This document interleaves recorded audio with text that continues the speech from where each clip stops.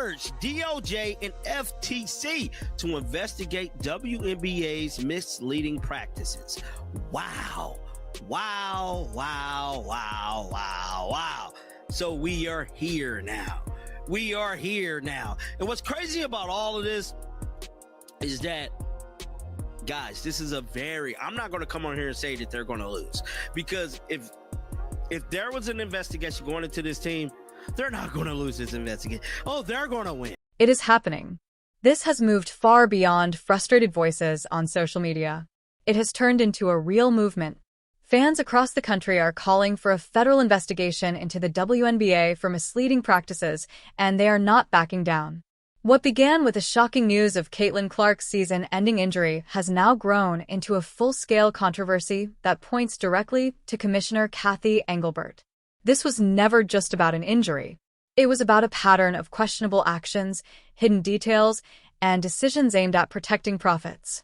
While the league's brightest star was struggling in front of everyone, the belief was that it could be ignored. That assumption was wrong.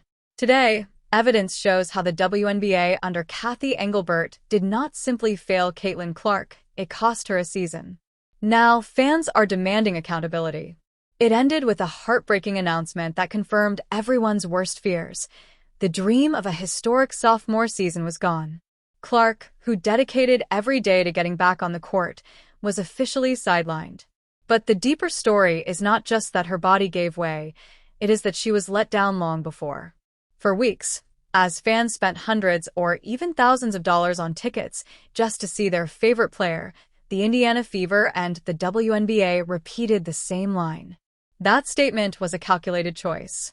The moment Clark was ruled out of a game, ticket prices dropped dramatically, falling as much as 71%.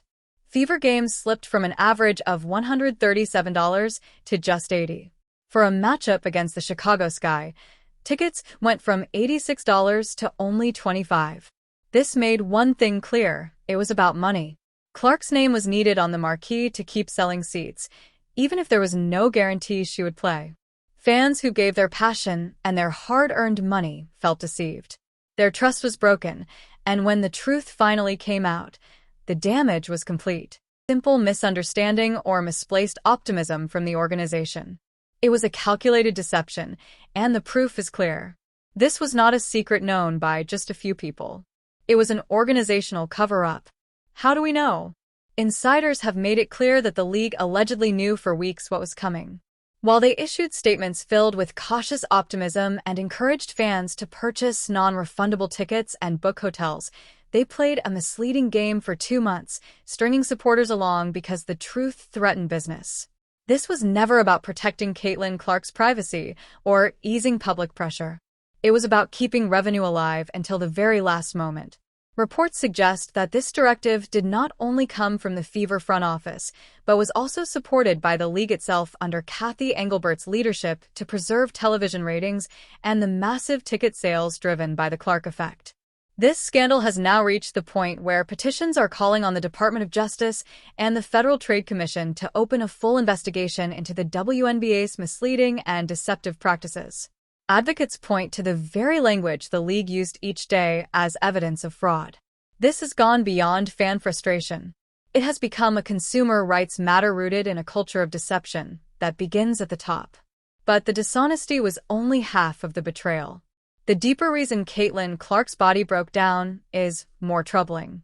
It was not just the toll of a demanding season. It was the result of a campaign of targeted physical play that the WNBA allowed to unfold. They stood by while their biggest star endured dangerous hits and did little to protect her. The data makes it undeniable. During her rookie year, Caitlin Clark absorbed an extraordinary share of flagrant fouls across the league. She was singled out for excessive and risky contact at a rate that defies coincidence. And it goes even further. People were even laughing as Caitlin Clark endured repeated hard contact. Let that sink in. This was not just tough defense. It became a hostile environment where opponents felt free to push the limits, knowing the league would not hold them accountable. The numbers reveal a clear pattern, with the Chicago Sky often playing especially physical. Players like Angel Reese were frequently involved in plays that went beyond normal basketball. Many observers believe this resembled a coordinated effort, driven by jealousy from veterans who disliked Clark's rapid rise to stardom. They wanted to send a message, and referees allowed it to continue again and again. When someone in authority finally spoke up, Fever coach Stephanie White called out the officiating and demanded more protection for her player. And how did the league respond? They fined her. The one voice standing up for Clark was silenced, sending a message to all that protecting her was not a priority and challenging the system would be punished.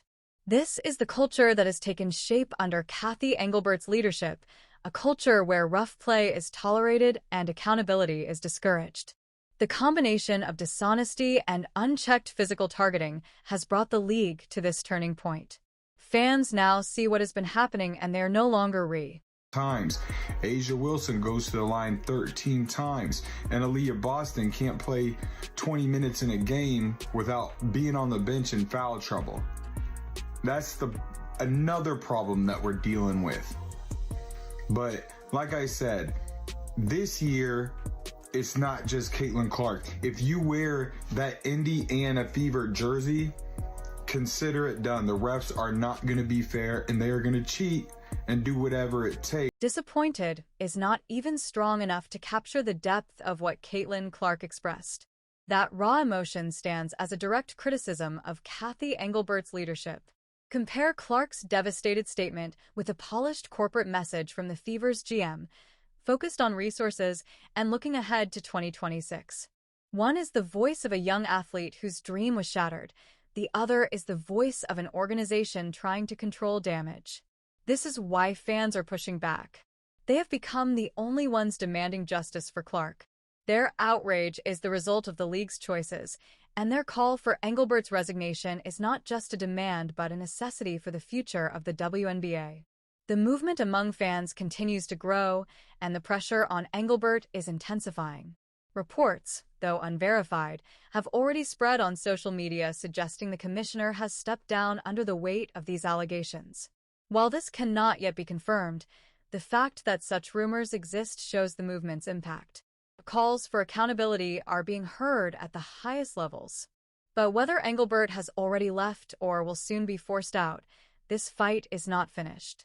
Removing her would only be the first step. The real questions remain. Will there be a serious review of the officiating that allowed Clark to be targeted? Will players who mocked her injuries ever face consequences? And with momentum building toward a federal investigation, what other issues might come to light within the WNBA? The misleading statements about Clark's injury could be only the beginning. What else will investigators uncover inside one of the most tightly controlled organizations in professional sports? What is certain is that the fans hold the power. They sparked this movement, and now they must carry it forward. Because Caitlin Clark fans, I want to say Fever fans, but at this point, so many of you, including myself, has lost faith in everybody involved in leadership and in management and coaching. We've just sort of, I got to tell you, I don't have any more real good things to say about the Fever organization as of now, because I will contend that they have known this was going to happen.